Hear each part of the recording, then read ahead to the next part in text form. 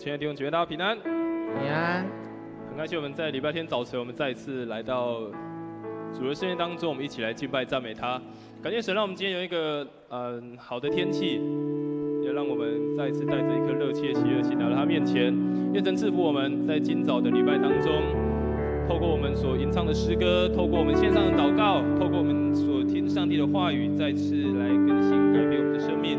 也求神再次来充满我们，让我们透过我们今早所分别的时间，我们今早所献上的一切，让我们在今天早上，我们可以全然的来向我们的神来献上我们的赞美以及我们的感谢。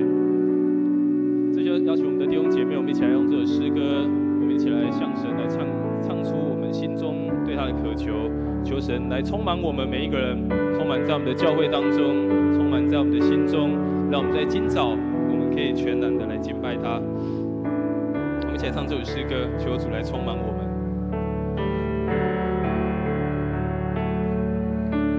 主，我来寻求你的面，求你充满我，来充满我。主，我渴慕你的同在，求你接近我，来充满我。主，我来寻求你的面。主，我来寻求你的面，求你充满我，来充满我。主，我渴慕你的同在，求你接近我，来充满我。主，我来寻求你的面。主，我来寻求你的面，求你充满我，来充满我。主，我渴慕你的同在，求你接近我，来充满我。再次对主说，是我们今早来寻求你的面。主，我来寻求你的面，求你充满我，来充满我。主，我渴慕你的同在，求你接近我，来充满我。耶稣，耶稣。耶稣，耶稣，耶稣，耶稣，你的宝血洗净我。耶稣，耶稣，耶稣，耶稣，你恩典为我冠冕。耶稣，耶稣。耶稣，耶稣，耶稣，你的宝血洗净我。耶稣，耶稣，耶稣，耶稣，你恩典为我冠冕。邀请我们弟兄姐妹，我们一起来祷告。特别为了今早的礼拜，为了今早你与神亲近渴慕的心来祷告，求神在今早再次的来充满你，求神的话语来充满你，求神的恩典来充满你，让你在今早礼拜当中全然的来依靠他，全然的来亲近他。我们一起开口，为了今早你与神的关系，求神来充满你，让你有一个热切渴慕的心来敬拜。我们一起开口来祷告。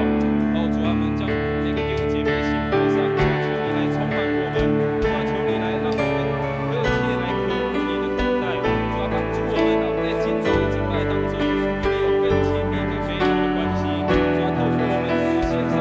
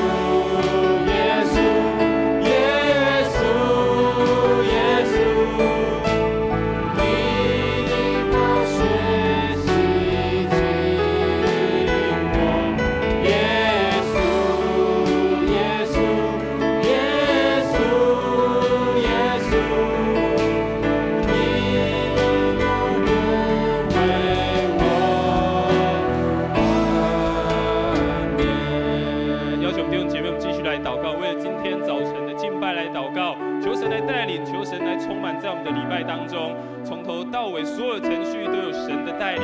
我们为了早晨所有的服事同工，我们一起来祷告，求神帮助。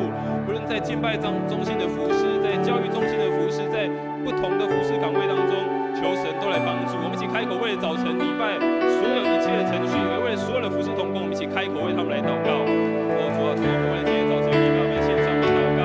主啊，求你能够充满在我们的会堂当中，充满在我们礼拜的程序当中。主啊，透过礼拜的程序，我们再一次的向你亲近；透过每一个礼拜的程序，我们再一次的了解到主你的奇妙。主啊，求你从头到尾做掌权在我们的礼拜当中。主啊，为每个服事的同工，我们也献上祷告。主啊，帮助每个服事同工，在身边的服事岗位当中。主啊，求你能够充满在他们里面，让他们有从你而来的力量，从你而来的智慧，使他们所做的所有的服事，充满说教。主啊，带领每个服事的成功，带领每一个服事的人。主啊，感谢你，求我们今早礼拜的全部交托。主啊，感谢你，赞美你，我们为了早晨，夏牧师要传讲上帝的话语来祷告，求神来高抹夏牧师的口，使夏牧师所说的每一个话语句句炼金，来成为我们每一个弟兄姐妹的帮助，使听的每一个人心思意念都得着更新改变。我们来一起来祷告，为了夏牧师来祷告，求神充满夏牧师所讲的话语，成为我们的帮助。我们一起开口，为了夏牧师今早的讲道的服事，我们一起开口来祷告。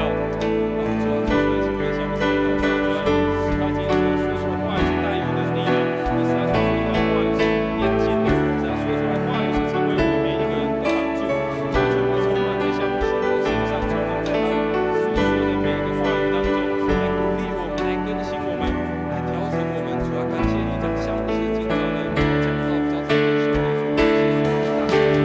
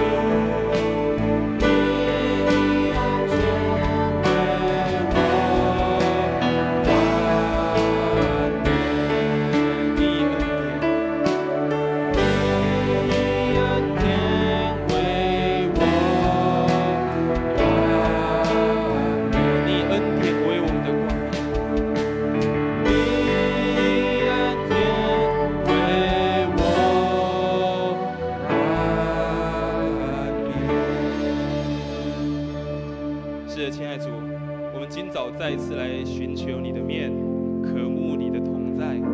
主啊，求你在今早再一次的充满我们，求你在今早再一次与我们同在，在我们每一个弟兄姐妹的心中，让我们在这个圣的主日当中，我们再一次欢喜快乐的赞美你，因为今天是一个 Happy Day， 今天是一个值得欢庆的日子，今天是一个值得大声敬拜赞美的日子。主啊，求你透过我们嘴巴所唱的，我们所祷告的，再一次将一切的荣耀来献给你。主啊，帮助我们，让我们今早成为一个荣耀充满敬拜赞美的聚会。主啊，感谢你，我们这样祷告，奉主耶稣的名求，阿们。各位弟兄姐妹平安。平安。那今天是一个美好的一天，今天是 Happy Day， 我们从座位上站起来，唱这首诗歌。我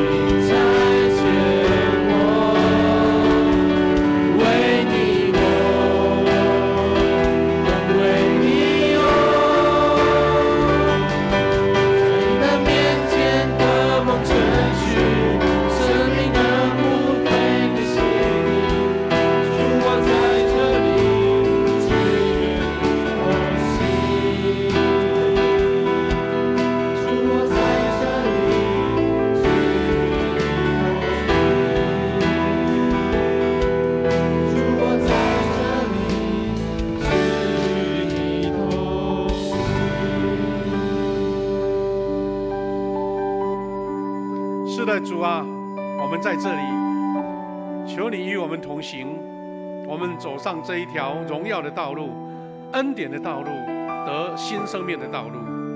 神啊，感谢你，今天我们一起聚集在这里，同心敬拜。愿我们的歌声是出自同心合一的，愿我们的祷告成为我们虔诚敬拜的开始。愿神透过圣灵的保守，每一位弟兄姐妹在这边得着神特别的应许，也借由你的话语来启示我们、提醒我们、来造就我们、来营造我们，让我们成为主所合意的门徒，为主来宣扬福音，为主来宣教，为主来工作。特别求你保守，让我们今天的敬拜有圣灵同在，一切都荣耀归给主。我们在你面前恳求你，因为圣灵同在，每一位的心灵都被神所触摸，我们每一个人对神的呼求都被神所回应。感谢赞美你，祷告奉靠主耶稣基督得胜的名，阿们。弟兄姐妹，我们能站着，我们一起来攻读使徒圣经信经，来告白我们的信仰。一起来，我信上帝全能的父，创造天地的主。我信我主耶稣基督，上帝的独生子，圣灵感孕，由童女玛利亚所生，在本丢彼拉多手下受难，被钉十字架，受死，埋葬，降在阴间，第3天从死里复活，升天，坐在全能的父上帝的右边，将来必从那里降临，审判死人活人。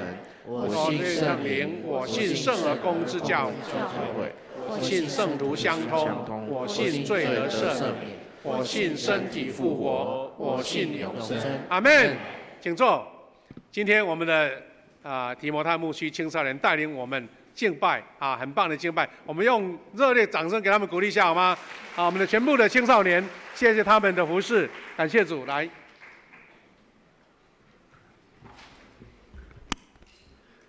恭受上帝的话。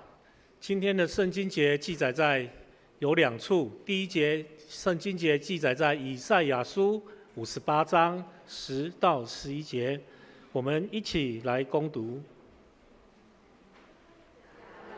你们是使我们满足，你们四周的黑暗将变成光明，黑夜将成为白昼。我要继续引导你们，以美物满足你们，使你们强壮，在干旱中得滋润，像水源充足的果园，像永不干涸的泉水。施予别人，上帝就会施予你们，并且永大升斗，给你们所能期待的，满满地倒给你们。你们用什么量器来量，上帝也要用同样的量器来还给你们。这一节的圣经节是记载在路加福音6章第38节。献诗今天我们请小组长所有小组长联合来献诗，他们要献诗的曲目是《上帝的荣光》，上帝的荣光。献诗完，我们请牧师本堂主任牧师来讲道。牧师所要传讲的讯息是使贫穷成富足的主下。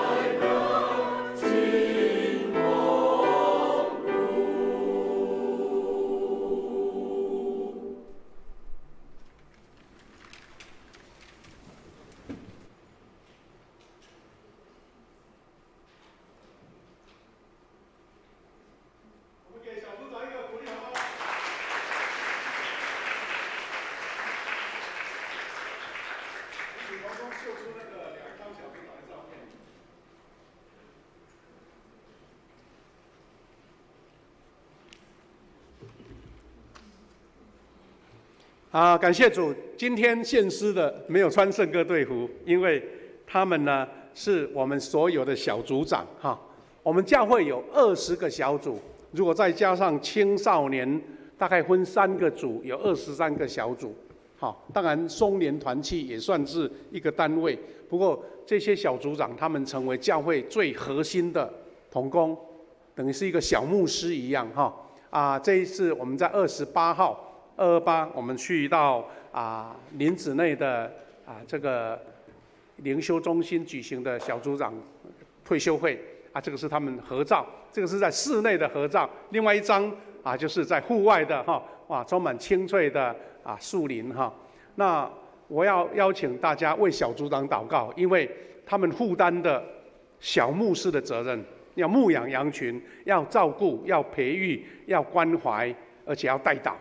请为他们祷告，因为他们从神得着一个属灵的权柄，有祝福小组员的一个神的恩典我们为他们祷告，支持他们顺服他们配合他们的服事。我想神会祝福我们每一个弟兄姐妹。我们现在做祷告，我们来分享神的话。谢谢天父上帝，感谢你的恩典满满在我们当中。主感谢你，今天是我们的妇女主日，我们是要透过神给我们的祝福，我们看见神在姐妹身上做满满祝福的工。求神带领我们，也要透过你的话语一起来学习，是因为我们知道神所预备的福气是要给那一些愿意顺服神、愿意跟神的话语一起来走的每一个基督徒。神求你赐给我们每个人的智慧，一起学习，一起造就，也一起激励。我们这样恳求祷告，奉靠主耶稣基督的圣名，阿们。弟兄姐妹，我们感谢主我们的小组长他们连续服侍2场所以他们唱完诗歌，还有各自的服侍，我们就祝福他们。牧师呢，在这3个礼拜连续用使贫穷成富足的主其实这个有关财务，我想是每一个弟兄姐妹大家生活最关心的部分。但是基督徒很特别，基督徒对财务的观念，除了一般的需求以外，有很特别神给我们的任务。我们直到拿到这个钥匙，我们就会发现神丰丰富富的供应跟应许。所以原先牧师要分上下2集来讲但是因为上个礼拜、前个礼拜我们有圣餐我们又有和会所以时间有压缩到了，所以就拆成3段。希望弟兄姐妹你会跟这个顺序走得过来那经文我们等一下会再复习了那我们要再一次确认，从圣经给我们的教导，就是上帝对行善就是捐助、记住、照顾、施舍这样的赐福。行善与捐助，从以赛亚书58章10到11节，他应许给我们得到的祝福有这样的述说。我把它拆成3个段落，一起来学习。第一个，圣经先知告我们说，行善就让黑暗变光明。圣经说，假如你们给饥饿的人吃，使穷困的人得满足，你们四周的黑暗将变成光明，黑夜变成白昼。这个是一个我们感到那个光明的面，就在我们的生活当中处处会发生。我们比较常说在黑暗的地方有亮光，对不对？我们在黑夜，他说与其诅咒黑暗，不如点亮光明。其实行善就是在神的眼中，你就是点亮了一个灯，让没有路的人可以走。弟兄姐妹，行善在我们台湾来讲，我们常常会遇到温暖跟光明面的时候，我们会说哇，我们台湾最美的是人最美的风景是人。其实有很多地方确实是，只不过我们也被一些搅扰、一些混乱、一些攻击、一些征战所影响。但是我想一定不要影响我们对这种光明面的追求。前不久2个礼拜前，我们在彰化看到一个3姐弟小学生，那一天刚好，说阿伯没办法来载他们，就那么巧，他们3个姐弟牵着手过马路，突然间一辆车子冲过来，把3个小孩撞飞了。赶快急救送到医院，有的送到秀传医院，有的送到我们长老教会的彰化基督教医院。哇，大家看到这个行人被撞，就感觉特别的扎心，因为他没有任何反抗的力量，也没有任何闪躲的力量，所以呢，这些医院他们就赶快说好，我们要尽力救助，有些是免费的。那我们就看到新闻报道说，有人开了一个账户，说要来救助这3个小孩。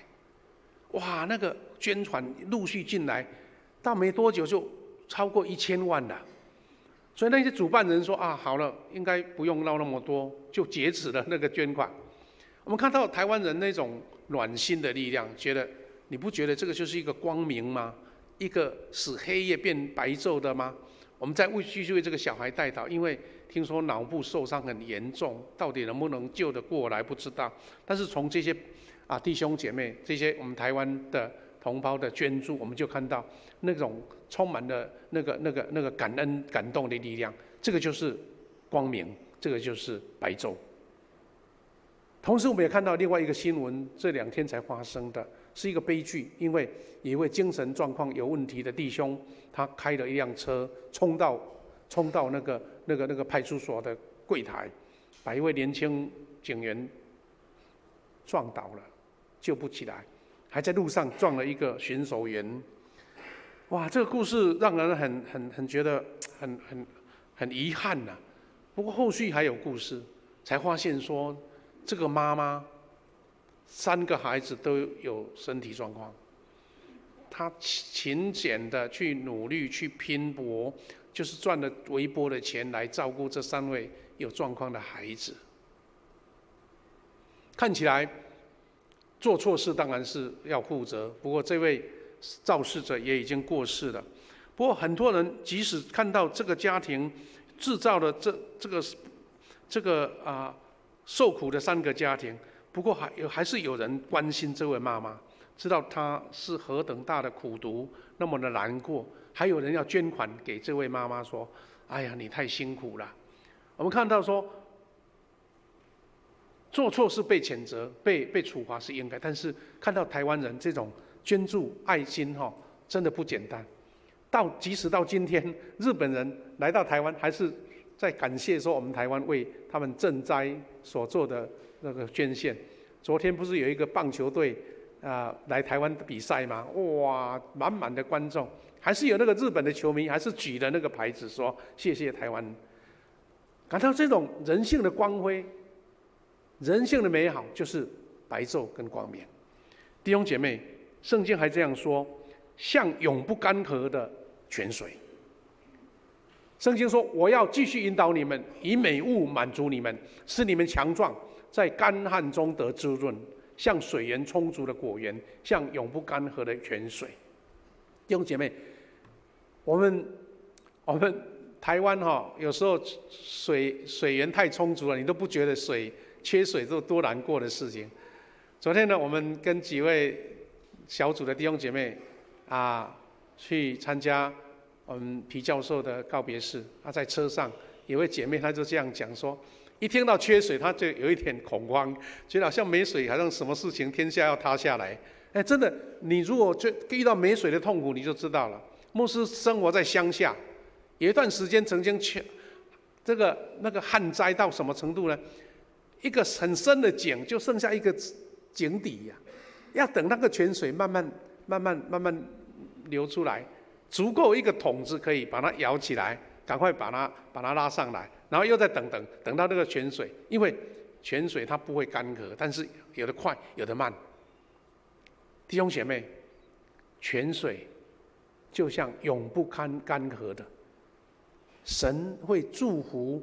当我们关心穷人、帮助穷人的时候，愿意乐意奉献的时候，他说会用像不干的权，他说要以美物来满足你们呢。美物不是普通的，是美物，而且使你们强壮，在干旱中得滋润。那样的美好是神所应许的，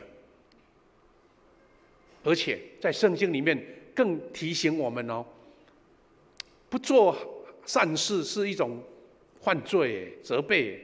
看这段经文，雅各书4章17节，如果有人不知道该行善不去行，就是犯罪。哇，已经等同于做错事了，没有做就是做错事，而且是犯罪啊！这个责备是很大的，对不对？那我们这3个礼拜一直看到很多经文在描述神给这些愿意捐献、愿意奉献、愿意关心穷人的一个祝福。在这段话同样给我们满满的能力。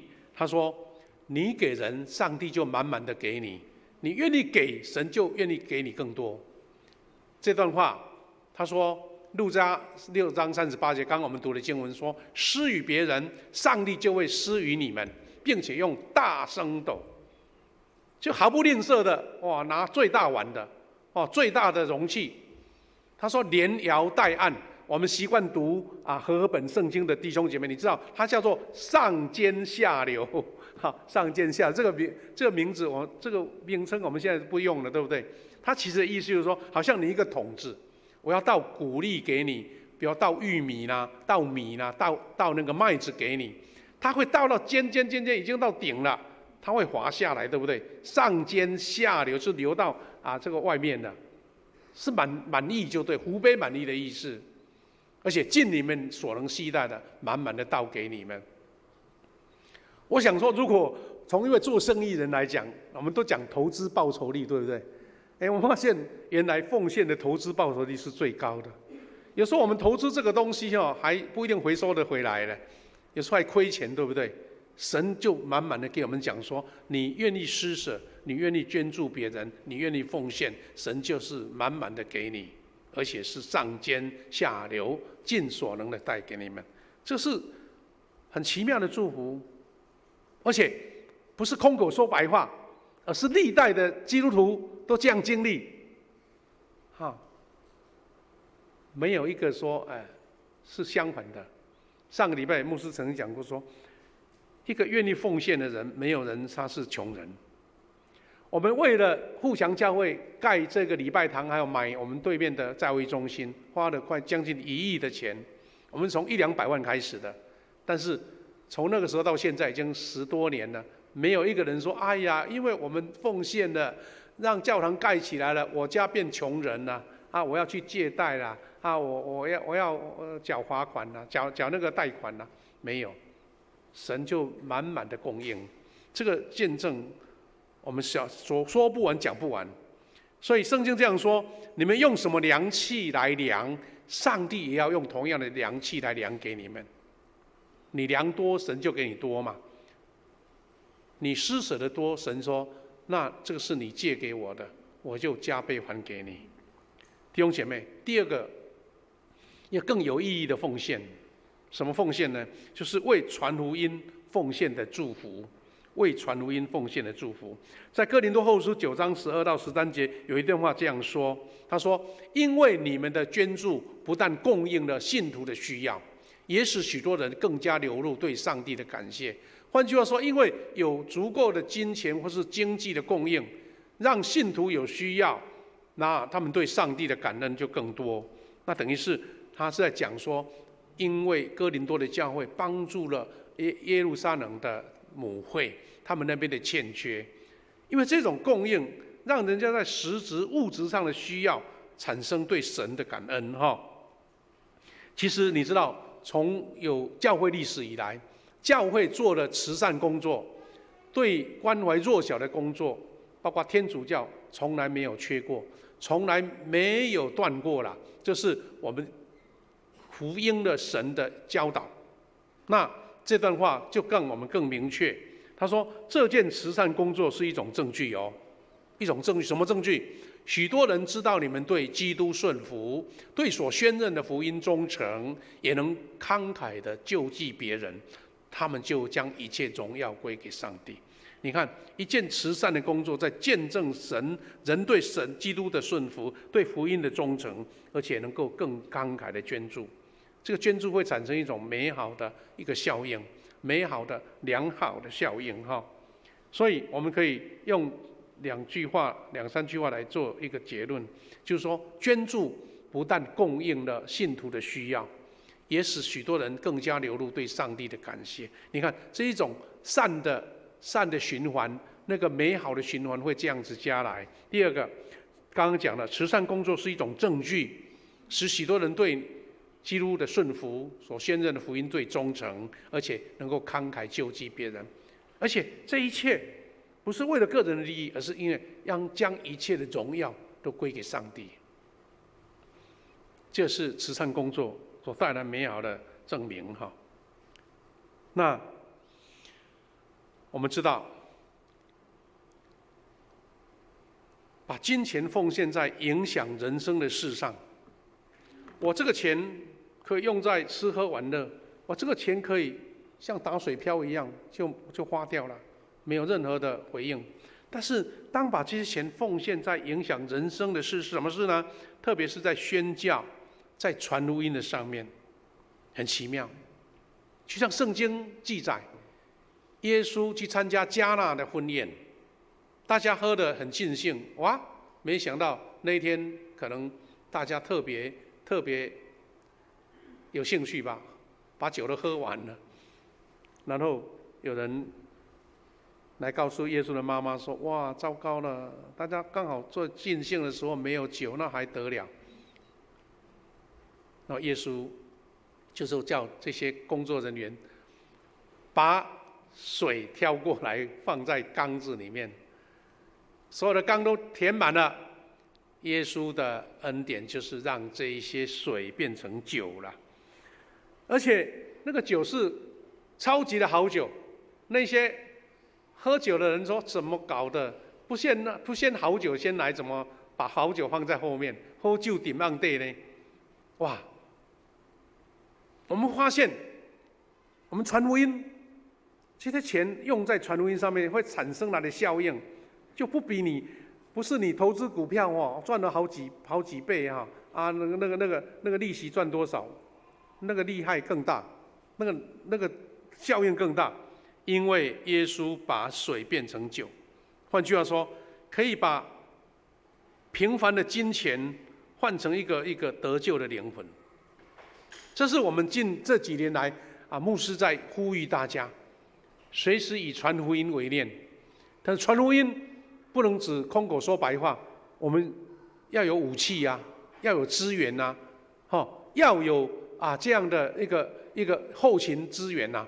那奉献就是一个最重要的支柱。我们每一次教会在做福音工作，比如说幸福小组，我们有福音茶会，我们用的钱就是用在我们弟兄姐妹所奉献的这个叫做宣教经会，我们一个宣教的账户。我们就说圣餐奉献有没有？把钱都放在这个专户里面。好，这个小组要举办那个幸福小组，要邀请 best， 要送礼物，要吃点心，而且要一个爱餐。这些费用都是基督徒每一位弟兄姐妹所乐意贡献的。我们看一下这些人信主了，我想你小小的钱所带来的效应，所带来灵魂的得救，那岂不是像让水变成酒那样的美好吗？牧师在10多年前参加过一个跟当时的基督徒很多在高雄跟弟兄姐妹一起去新加坡了，去参加一个福音大会，就是有关小组事工的一个研习会。这间教会叫做新加坡3一基督徒中心。看起来说基督徒中心是不是一个机构？不是，其实它是一个大教会，好几万人的教会。但是他们在新加坡，因为有不同的宗教、不同人的信仰，有华人、有马来亚人，还有印度人，所以他们为了让大家不会觉得好像有一种继承的偏见，说教会我不进去，它就叫做基督徒中心，好像一个俱乐部一样，欢迎大家都来。然后他们呢，每年挑适当的时间，举办一个叫做宣教奉献大会。这间教堂看起来很壮观哈，里面可以装好几千人的大建筑物，他们的设计很特别。在这个墙壁上一个大十字架，中间在一个小的十字架。这一间叫新加坡三一基督徒中心，这个是它的另外一个面，就是它的大门正面的，一个好像体育馆或是像一个大会厅一样哈。这个是叫三一基督徒中心，这个是从2个侧面照的，一个就是刚刚讲的那个黑色的大十字架，左边就是他们的正门哈。好，今天这三一基督徒中心在新加坡是一个大教会，而且他们做了很多宣教的工作，所以当他们在挑了一天，邀请全部的弟兄姐妹一起来聚集，他会安排所有到国外宣教的宣教师还有同工一起到这个会场来报告他们过去1年所做的事工，有的做见证，有的分享，有的激励讲道。其中他们也有派宣教师来台湾呢。在几年前呢，他们也曾派了一位翁作义牧师来我们富强教会来分享有关小组事工，我们也在这边提供场地让他来举办。这位翁牧师呢，他每一次从新加坡搭飞机过来，然后在这边所做的服事住宿饮食，除了在地的教会来招待以外，他们就是自己出钱，就是用这个宣教大会做捐献。那他们办的很像一个很大很大的一个庆典一样哈，就是他们的会堂哈，你看有很像那个国务纪念馆一样2层哈，这样坐满了人这样子。这他们当天呢，有宣教师从哪一国回来，就带了那一国的国旗从进场等于大进场大家坐满了位置来欢迎他们他们把旗子拿进去，其中还有一支是我们台湾的国旗你看他们就把国旗摆在最前面大家做见证跟分享。他们就是激励大家说，好，我们有很多专业的传道人或是志愿的工作者去做慈善工作，有医师，有牧师，有教育工作者，有各种农业的这个专家，然后受派到东南亚到中国各地去传福音。那他们就把所需要的经费都列出来了当天他们呢我不知道他们细节是怎么样，但是有的是直接用手机来填上他们奉献的数字，有一点类似预定奉献不是当天就把钱拿出来。我说我要预定奉献10万块，他就把它投进去了。那累积有人可能用手写的支票，然后他们就这样子把它齐起来。他们最后呢，就是在这一个荧幕上跑出了这个数字，它总数叫做297万5530块。那这个数字不是台湾钱不是台币这是新加坡币。我刚刚请谢牧师帮我查一下，说到底台湾跟新加坡的币值是差多少？查一查，原来新加坡钱1块钱换我们23块，那就知道说200多万乘以23多少？他每一年就是大家同心为这个宣教事工来做奉献，而且真的出去。其实牧师最近也觉得很感动，因为我们教会有一位恒清兄，今天有没有在这里恒清兄最近都到泰北去传福音因为他的亲人在那边宣教。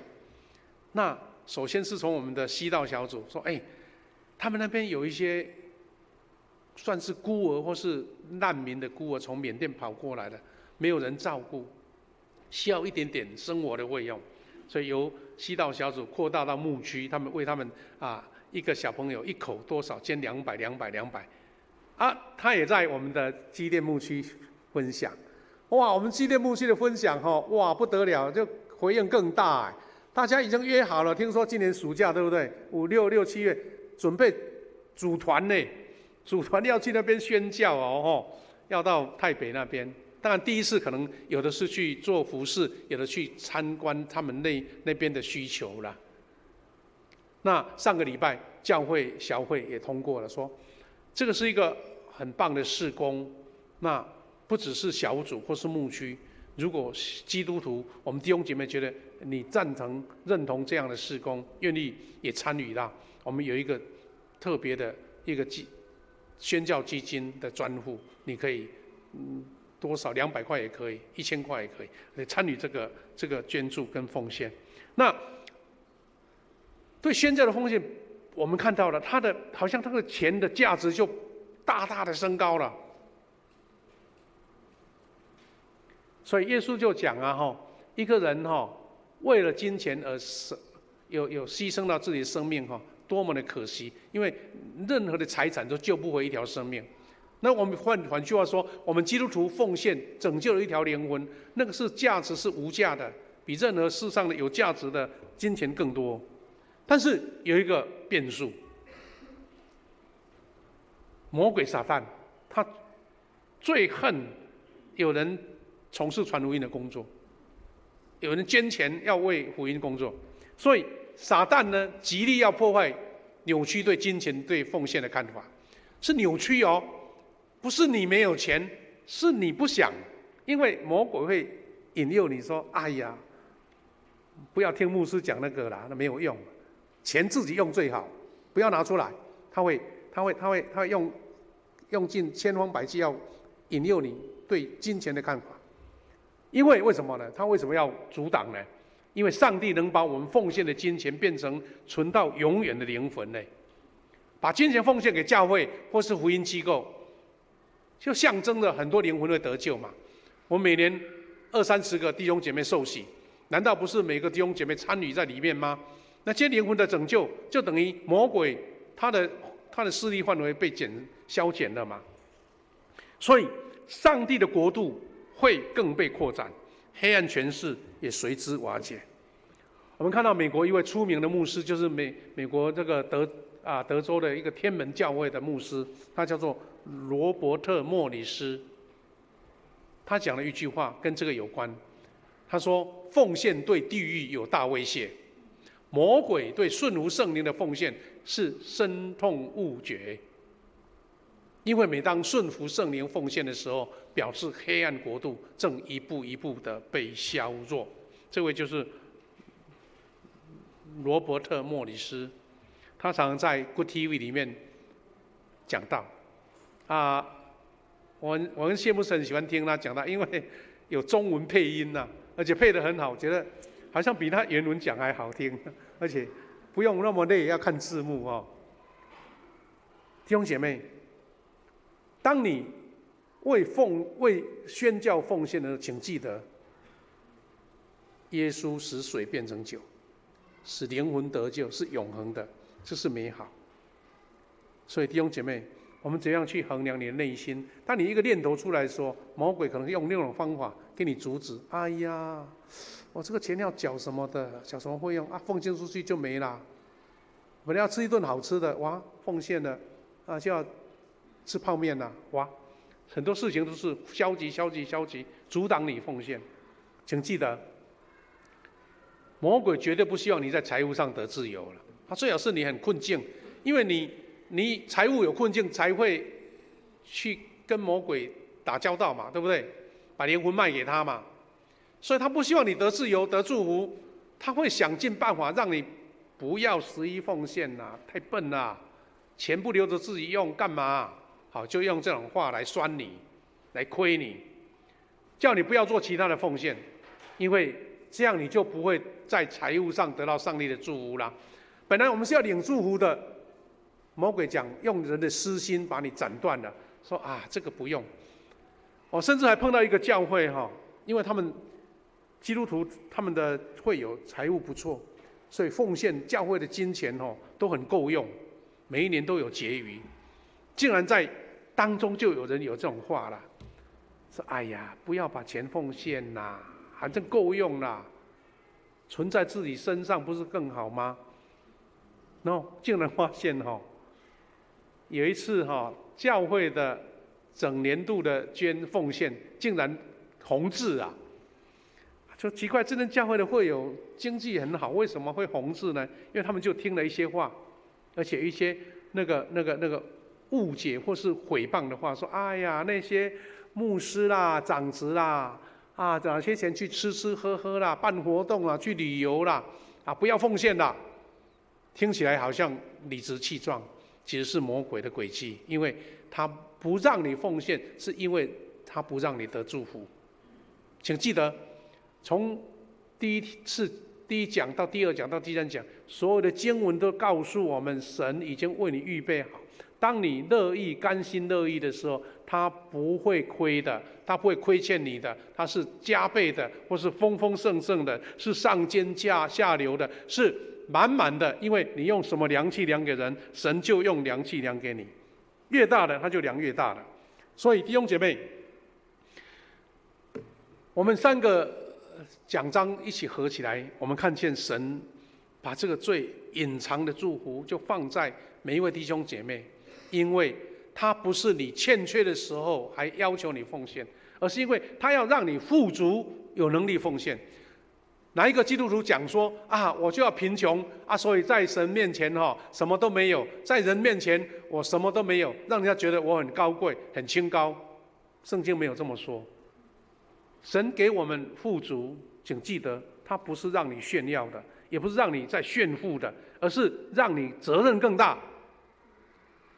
因为我有能力帮助别人，我就会做更大的事嘛。就好像你的才能、你的恩赐多，你就锁起来了，你就不用了。就好像一只刀子本来在切菜的、切肉用的，你很舍不得用，就把它存起来，到最后生了锈。生锈的刀跟常常磨、常常切东西的刀，哪一个刀好用呢？弟兄姐妹，请记得，不要被魔鬼的诡计所引诱了。我们要让神的福气上尖下流的在我们每一个互强人当中。最后，牧师要分享，之前曾经看过一个演讲，那个演讲他讲的当然不是直接针对基督徒，不过讲的他的想法很对，所以我用比较属于教会的氛围来分享这个教导。他说，你要记得教导你的下一代，你的儿女要存福气的账户。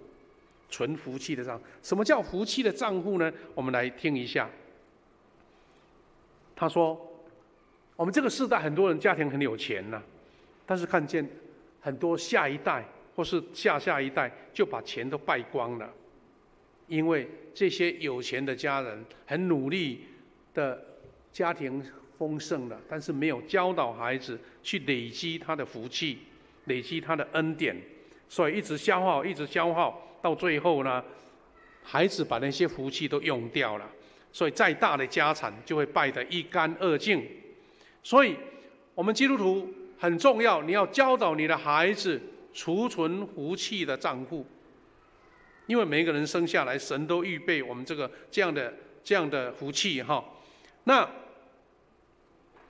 我们这个在众多人当中，我们怎么样让它能够一直保存着，而且会累积更多？那就是我们做父母的责任。请记得，这4个账户，第一个就是有奉献之心的账户。这个福气是因为你愿意奉献，你愿意奉献。行善跟捐助就是在营造福气的账户。这个前面讲的就是在讲这句话，因为你愿意捐助别人，不是你少了、减低了，而是你累积的更多。这是第一个福气的银行的账户，是奉献的心。弟兄姐妹，我们要教导小孩，平常就学会关心别人，愿意捐助别人，愿意奉献。我还记得小时候在小学的时候我们常常不是有那个特别什么奉献，还有什么黄劳邮票啦，还有什么什么爱盲邮票，而且如果有捐的人，老师还会给你奖励，对不对？其实那个时候就在训练我们成为一个关心别人、爱心的奉献。那我们这几个礼拜所讲的，就是在讲这个点。我们把福气存在天上，把这个福气存在上帝那边。因为人一旦尊敬这个天，就是尊敬神。他一个天两横在两撇，如果你不敬天，就变大了。那个第一横就删掉，变大。大是什么？就人自高自大，他不尊敬神。所以我们从小要帮助小孩养成这种慈悲、乐善好施的精神，因为这个福气会留在他身上，而且是一生的。记得第二个，我们要珍惜福气的账户，就是储蓄的习惯。你要操练一个知足的心，守住钱财的概念。弟兄姐妹，这是什么意思呢？其实我们家里都在教了，但是要教得很彻底。第一个，储蓄养成这种习惯，不要让现代的孩子、儿童，他们不缺什么，他想要什么你就给他什么。我要很多贵的玩具，我要多贵的一个游戏机，你就给他。他根本不知道那个钱的价值，他只知道想要拥有，然后一直消耗，一直消耗。有人这样说，如果像这样的话，你不养出一批败家子，那才怪。所以有储蓄的观念，比如说今年春节，你的孩子得到多少压岁钱？有的妈妈比较有那个概念说，来寄妈妈这边帮你保管。这个固然很好，但是更好的是什么呢？教他怎么运用。你今天这个今年收到几千块的红包，你怎么运用？要教导他学会储蓄，会存钱。哪怕一天拿100块来储蓄，就让他有守住钱财的概念。所以这个叫珍惜你的福气，这个账户。尤其我们现在的小孩有时候都不缺。那父母亲呢，从前很努力，很怕拼，好不容易存了一些钱，为了显示你的爱，或是显示你，你看我有所成就，就用金钱来满足孩子的需要。没想到你是在害他，因为他没有去经历到钱难赚的那个经历。所以有的家庭呢，就训练小孩，你要得到这个经费，你要去努力才有给你。不是没有这笔钱，是因为你要知道钱很难赚，钱不是很容易平白得来的。所以第三个是什么呢？要有投资的概念。我想教投资不是牧师的本行啦，是投资人际关系，要投资下一代，投资年轻人。换句话说，有钱你怎么样去投资那个股票啦、基金啦？大家这个知识很丰富啦。但是我们要另类的账户，就是对福气感恩的账户，另类的投资账户。在年轻的时候，牧师鼓励你一定要教导你的小孩要投资人际关系。我们看到现在的年轻人有一种很奇怪的，或者说比较普遍的特性。比如说我们带着小孩去某人的家里面，好了，他好不容易跟你来已经不错了，好了，到人家的家里面，连叫一声伯伯、阿姨、叔叔都不叫，就躺在沙发开始玩手机，然后又走了，吃完东西走了，也不说再见。我觉得我们父母亲一定要教导，不是说硬要着他，是因为他在投资人际关系，你知道吗？有一天，这些人脉就是你最好的银行了，最好的账户。所以我们真的很鼓励说，我们教导我们的主日学生、我们的青少年，看到长辈看到牧师平安，不是为了赚那个平安是因为你这样做，你会发现你以后的人际关系就非常的广阔，你的人脉账户就很多。你知道出社会都需要这些人那你现在没有那种力量，没有那种营造，你以后怎么有那么多人帮助你呢？那当一个人已经成长了，他自己本身会赚钱投资那个能力是大家都在学习的。但是当你有一定的社会影响力，当你到一个程度，你要学会投资下一代，投资年轻人，就是栽培造就这些年轻人，让他们跟你一样为主所用。我们今天有青少年到这边来带领我们的唱诗歌，我们要让他们机会，让他们舞台，让他们知道说，哎，我是一个能贡献，我能够服侍神的。当年轻的一辈，我们在迎接50周年的时候，我们青年一辈已经出来了。我想，我们做长老的、做长辈的，都觉得心中很安慰，觉得我们投资下一代是很有意义的，因为它是有无限的将来。所以第三个叫做投资的账户，最后一个账户我们也很常听到。所以要教导我们的孩子有这4个账户，就永远不会缺了，永远不会当败家子，也永远不会说富不过3代。第4个就是正确的使用福气账户。换句话说，那个消费观念要改变，消费观念不浪费，是把钱用在祝福别人的身上。前2天看到一个新闻报道，我觉得很吓人啊。说从2000年开始，世界兴起一种叫做快时尚，大家听过，年轻人都听到快时尚。听说一件衣服我穿了6、7次就不想了，不想再穿了，就丢了，这叫快时尚。所以那些工厂，特别现在中国大量制造新的衣服啊，1个礼拜就一种新的一套衣服，那我穿完了就丢，穿完了就丢。然后他们把它丢到南美洲，不知道什么旷野、沙漠的地方，整批都是垃圾。要清掉那些垃圾，不知道怎么办。这种奢侈或是不正确的消费观念，会害死我们下一代。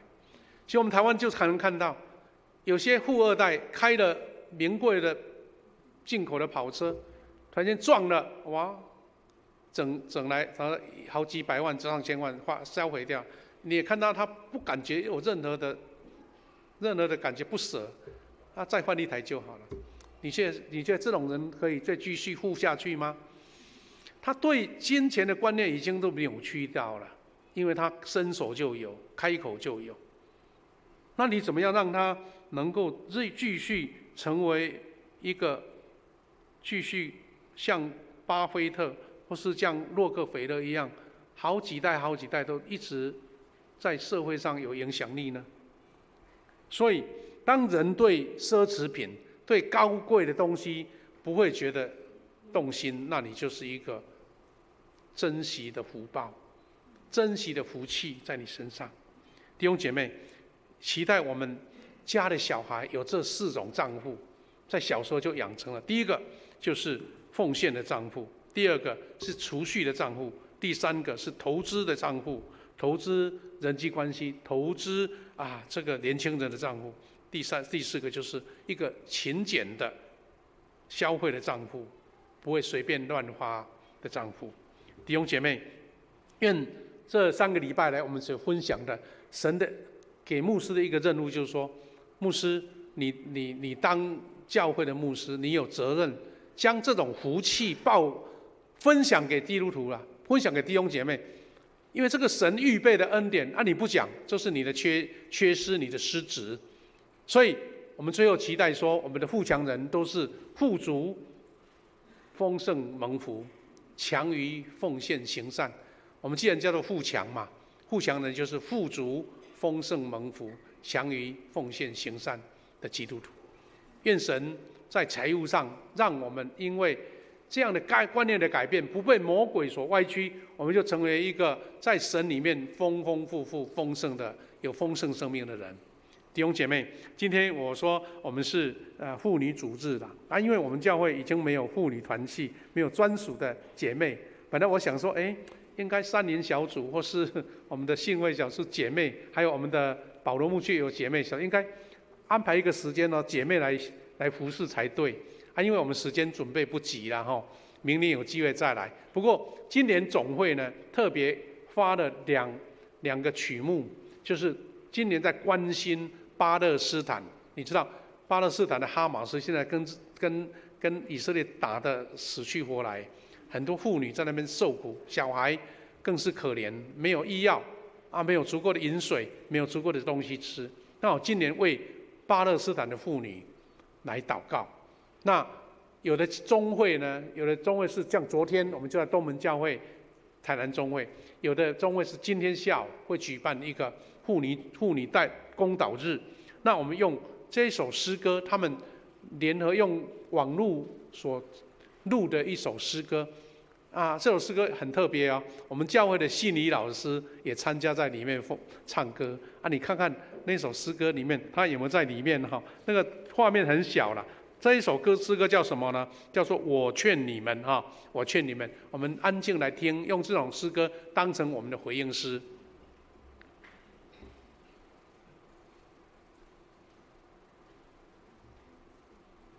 可以播放了وأطلب إليكم أن تسلكوا متحملين بعضكم في المحبة 歌词在我们周报里面。 وأطلب إليكم أن تسلكوا متحملين بعضكم في المحبة I urge you to be patient with the calling you receive, bearing one another with love and unity. I urge you to be patient with the calling you receive. 这是英文版的。 Bearing one another with love and unity. So मैं जो प्रभु में बंधुआ हूँ, तुमसे विनती करता हूँ कि जिस बुलाहट से तुम बुलाए गए थे, उसके योग्य चाल चलो. E ba le boikokobetso le bonolo ka nako tsohle, le mamellane, le be le mamello ka mehla ka lebaka la lerato la lona. Pene a e rawa toru. Ma te matakite te kai oki, kia wairai te taokota ianga a te vairuara e te ruru o te au. Vienas kūnas ir viena dvasia, kaip ir esate pašaukti į vieną savo pašaukimo viltį. Há só Senhor, uma só fé, só batismo. يوجد إله واحد وآب واحد للكل وهو سيد الكل ويستخدم الكل وهو في الكل.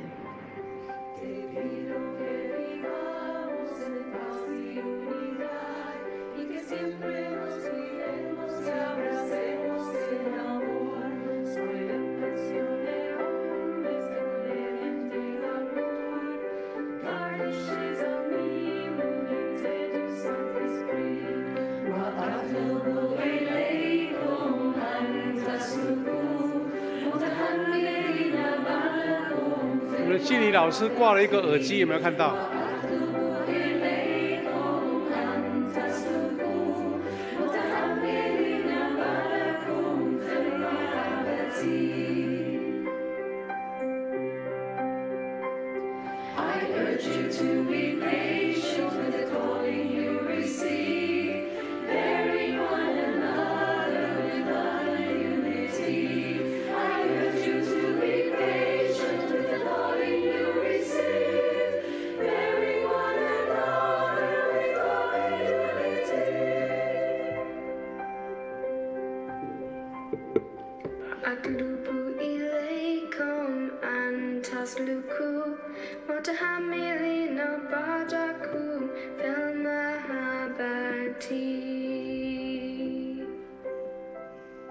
好，时间还不会太赶了哈。还有另外一首是巴勒斯坦的儿童，他们唱了一首叫做《和平之主》，我们也用这首诗歌来成为一个关怀巴勒斯坦的居民他们的平安哈，为妇女来祷告。我们用诗歌来表示我们对他们的关怀哈。再播放另外一首《和平之主》。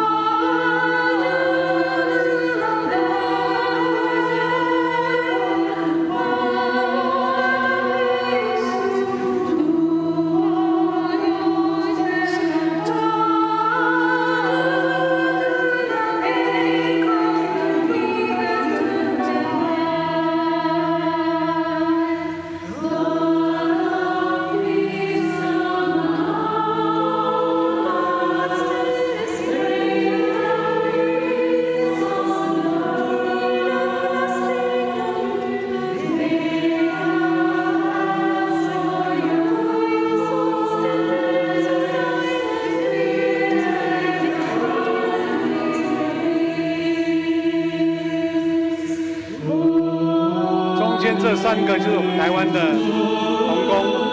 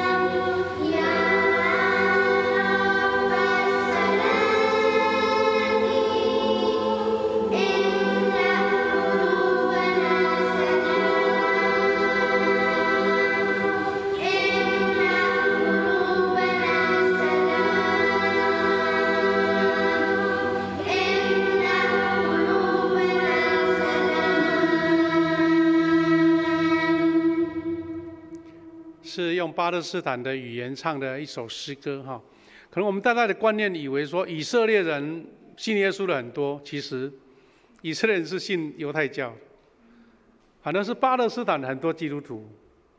如果你有机会到伯利恒，就是耶稣诞生的地方，伯利恒有很多巴勒斯坦的基督徒，所以他们现在在战争当中哈。其实我们知道哈马斯他跟这个以色列人打起来了，但是最苦难的就是这些百姓哈。我们为他们做祷告，求神怜悯啊！我们一起来祷告。现在父神，感谢你，我们今天透过使贫穷成富足的主题，跟我们分享了神的话语。你隐藏的祝福是那么好，那么美好，那么多。当我们改变了观念，愿意以奉献成为我们对神的信心的时候，神的恩典就更多，不是一种交换，而是神要让我们心甘乐意成为神福音工作的同工。主啊，我们也今天为巴勒斯坦来祷告，是因为这个种族、这个民族遇到了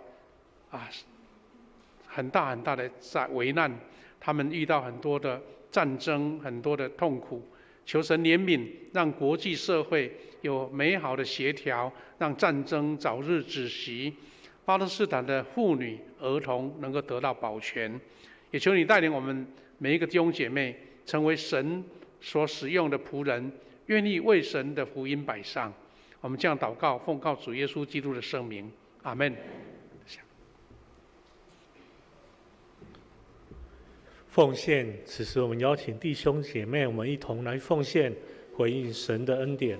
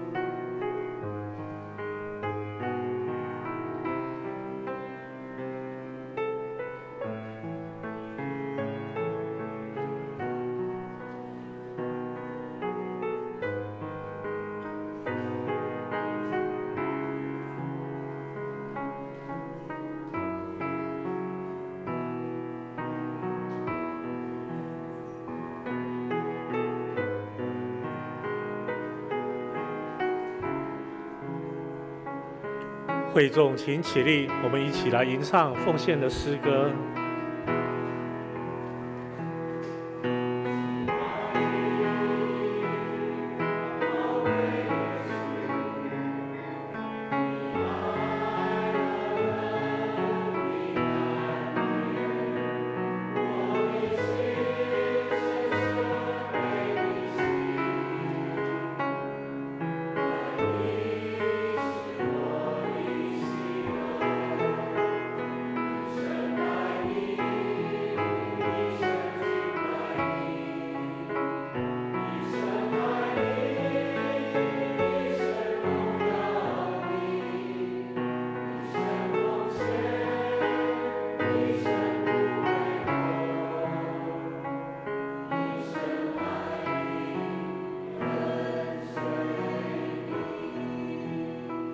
会众请坐。在报告之前，我们一起来朗诵本月的金句。我们一起来：我已经与基督同定十字架，现在活着的不再是我，乃是基督在我里面活着，并且我如今在肉身活着，是因我信神的儿子而活。他是爱我，为我舍己。加拉太书2章8节。我们再来一次：我已经与基督同定十字架，现在活着的不再是我，乃是基督在我里面活着，并且我如今在肉身活着，是因信神的儿子而活。他是爱我，为我舍己。加拉太书2章20节。这是我来做报告，请我们翻开周报的第2页。下周的服事同工，请我们自己来注意。下周的司礼是黄俊金执事。我们看第3页，上周与本周各项聚会出席的讯息，请我们自己来看。翻开第4页，肢体交通本会消息。第1点，本日为总会所定妇女事工纪念主日，请兄姐持续为本会妇女福音事工、生命成长、委身侍奉及中总会妇女的事工，我们一起来代祷与奉献。第2点，小会报告，本会于上主日召开2024年度定期会员合会，已顺利完成。以下有决议事项，请我们自己来注意。我们现在还有合会手册，如果有需要的兄姐，我们可以来索取。第3点，代祷团所推动耶稣受难前40天禁食祷告，邀请会友来加入禁食祷告的行列。第4点，代祷团于3月29日星期五晚上8点举行全教会耶稣受难日的特别聚会，请兄姐们预备心来参加。第5点，本会定于3月17号召开长职暨首长联席会议，请参加的人员我们自己来注意。第6点，本期奖学金的申请，本会第1期的奖学金申请到今日来截止，请要申请的会友赶快来向办公室来申请。我们来看第8点，本会人事消息。本会全职清洁同工刘云秀姐妹于2月29日结束在本会的服事。我们感谢她3年来的协助整理教会内外的清洁卫生工作。小会已决定聘请本会郑元珍姐妹自3月1日起接续此工作，让我们一同为她的服事得力来代祷。门徒培育事工与研习会的消息，我们自己来看。牧区团契的消息，这边有松年团契、主日学消息，还有基甸牧区的消息，请我们自己来注意。关怀代祷事项，我们持续为这些事项来代祷与来关怀。总中会及社区的消息，请我们自行来参阅。奉献的征信，请我们注意来看，如果有出入烦请向会计人员来做更正。以上，我们请牧师来做补充报告。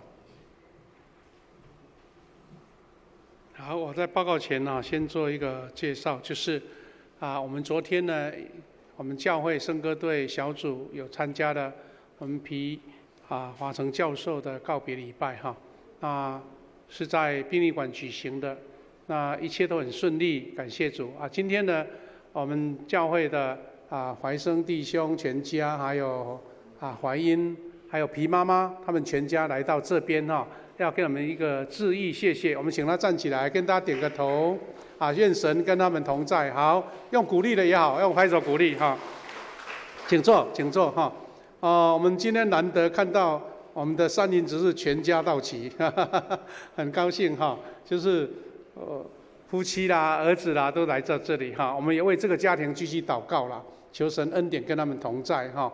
虽然失去亲人，但是有神的平安跟他们同在，愿神带领。等一下我们有礼拜结束的时候有这个庆生会哈，我们要请怀英，刚好是3月的寿星来吹蜡烛，好不好哈？好，有一个简单的报告，就是我们的门徒学校第2期的课程已经今天开始了。如果你参加过第1期，有当干部、当同工、当委员的，很适合来参加这个课程，只有好像10课而已哈。如果还没有参加，下个礼拜补参加也没问题鼓励大家在第1堂礼拜的时候上这个课，请到办公室拿这个简章来报名哈。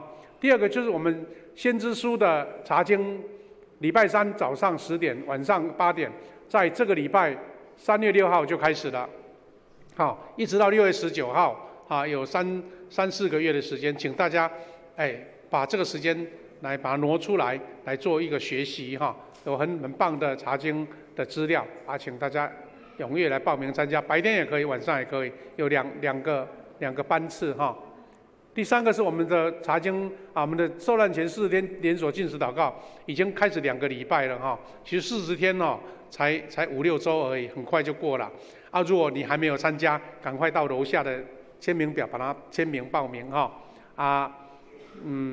如果你能够1餐就1餐，2餐也可以，3餐也可以，不一定要连续如果你觉得饮食不能进食的，也可以用流质的，或是有吃东西，但是仍然参与祷告，这是我们最重要的目的，是参与祷告就是下午在预警的地方有一个特别的中会办的演讲活动，叫做台湾早期宣教师的 X 档案，在讲什么呢？就在讲我们台南400年了。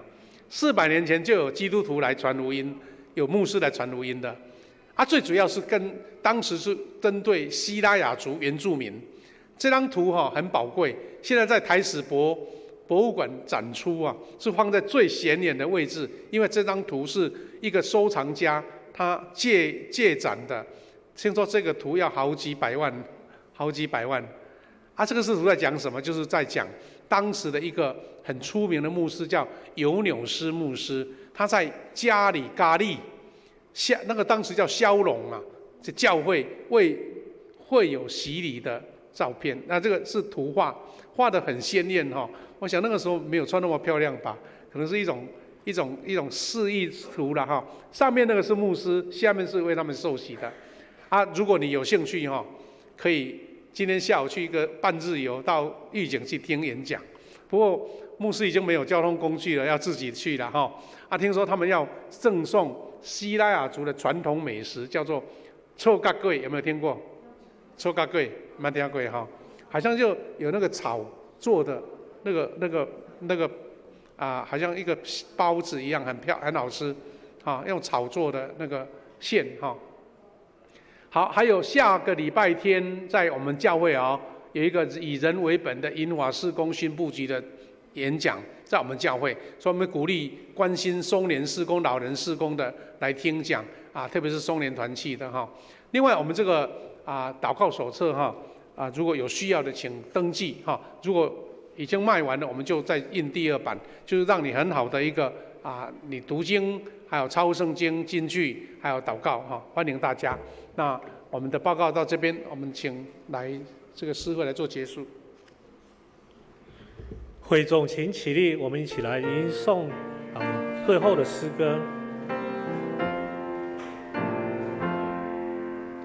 我的神，我的王我要遵从你的命，我要永远称颂你，我要天天称颂你。我们请牧师来做主导。我们一起来领受从神来的赐福。愿主耶稣基督的恩典、上帝的慈爱以及圣灵的保守、相通、扶持、怜悯，与每一位弟兄姐妹同在，从今时直到永远。阿们。阿们。阿们。我们请坐来默祷，我们预备来做庆生会，请坐。弟兄姐妹，我们3月份的有好几十位寿星哈，那我们要请在这里的寿星站起来可以吗？我们要为你唱生日快乐歌，以及为你祝福祷告，请寿星站起来一下。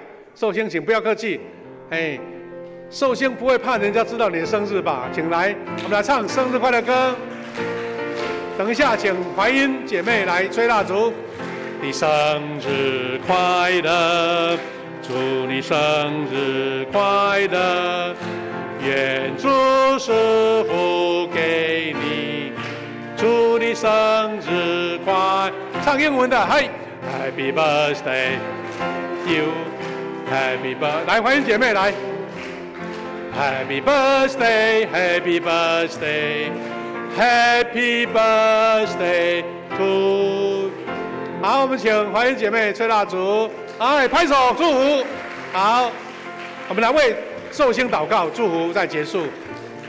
天父上帝，感谢你，生日是神赐给我们生命，是给我们最特别的礼物。我们除了感激生养我们的父母，我们要更感谢神的恩典在我们当中。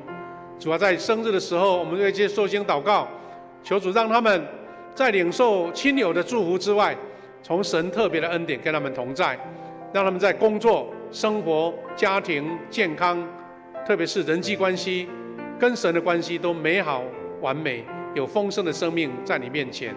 主啊，寿星是神所拣选的恩典，也求你继续扶持保守。我们今天结束今天的礼拜，求你保守我们每一个人回去的道路都平安顺利，也让我们再来一周每天的工作生活都有神特别的保守。献上感恩祷告，奉靠主耶稣基督的圣名，阿们。好，弟兄姐妹，我们给隔壁祝福一下，说愿你的福气加倍，好不好？好，谢主，谢恩典。好，大家平安。我们楼下有爱餐哦，哈，楼下有爱餐，欢迎来参加，到楼下的爱餐。